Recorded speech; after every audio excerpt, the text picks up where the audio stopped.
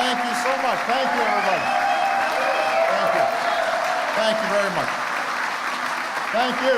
Please, everybody have a seat. The show's not over. To all the tremendous artists from all the genres and backgrounds who joined us tonight to pay tribute to the one and only Sir Paul McCartney. Thank you so much.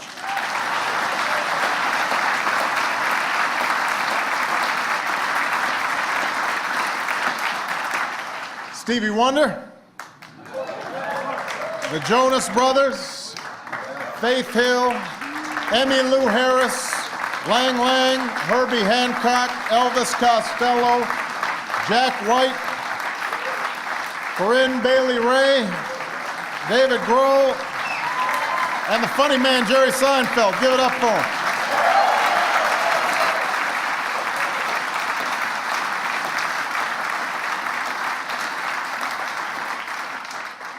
We also want to thank the Gershwin family, as well as the Library of Congress and Dr. James Billington, as well as PBS for helping to put this together. You know, Dr. Billington has done extraordinary work at the Library of Congress, and his deep commitment to preserving America's cultural heritage for future generations is something that we all treasure. We have a number of members of Congress, a number of dignitaries here tonight. I want to make special mention of our outstanding Speaker of the House, Nancy Pelosi.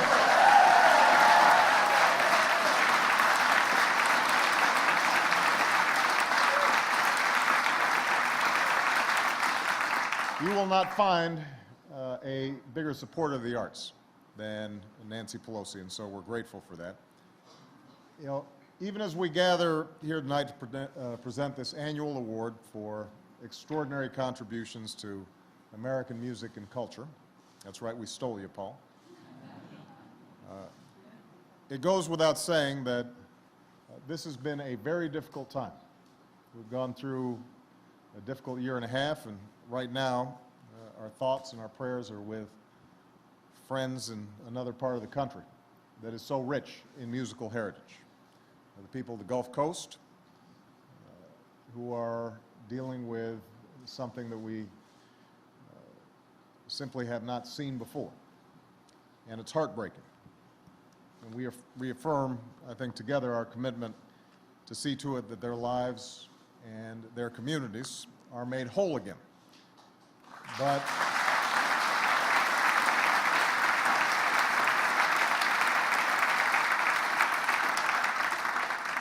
part of what gets us through tough times is music, the arts, the ability to capture that essential kernel of ourselves, that part of us that sings even when times are hard. And it's fitting that the library has chosen to present this year's Gershwin Prize for Popular Song to a man whose father played Gershwin compositions for him on the piano, a man who grew up to become the most successful songwriter in history, Sir Paul McCartney. Now,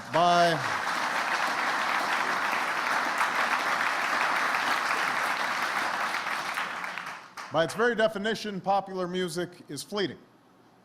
Rarely is it composed with an eye toward standing the test of time.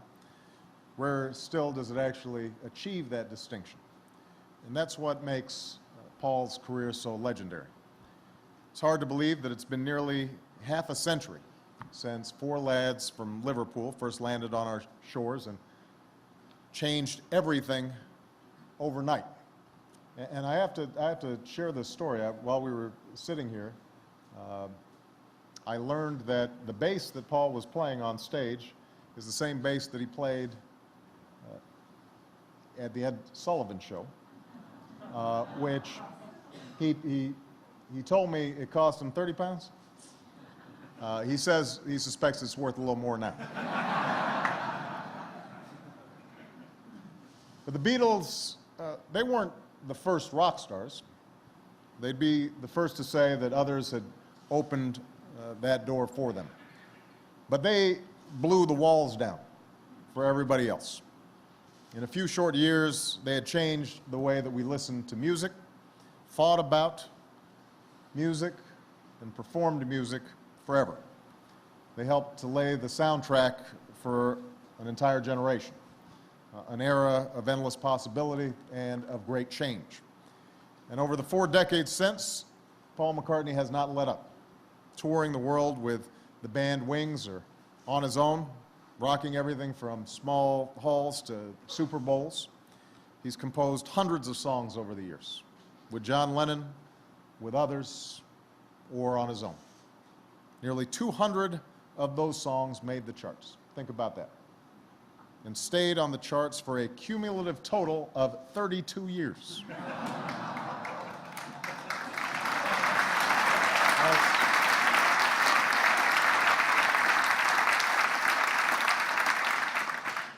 And his gifts have touched billions of lives. As he later confessed of the Beatles' first appearance on The Ed Sullivan Show, where he carried that bass out, that one evening that changed everything, Paul said, "Luckily, we didn't know what America was. We just knew our dream of it, or we probably would have been too intimidated."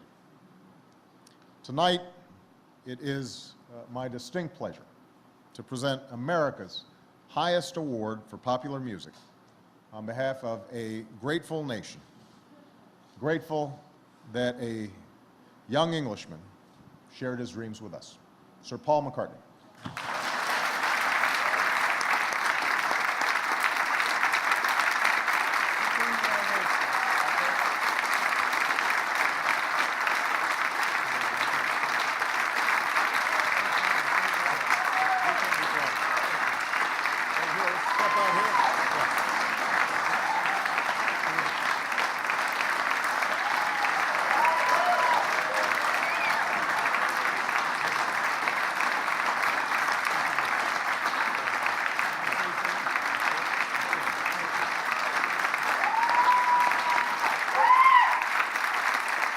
President of America, Barack Obama. Whew.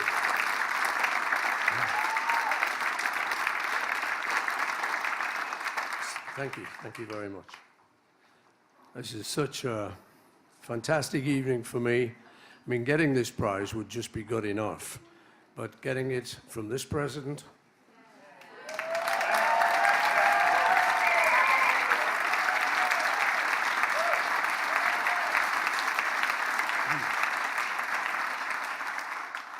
and Mr. President said, you know, we're going through difficult times on a number of fronts. But when I knew I was coming here tonight, I knew I had to say that even though we all know you've got lots of really difficult issues to deal with, I just want you to know you have billions of us who are rooting for you, and we know you're going to come through.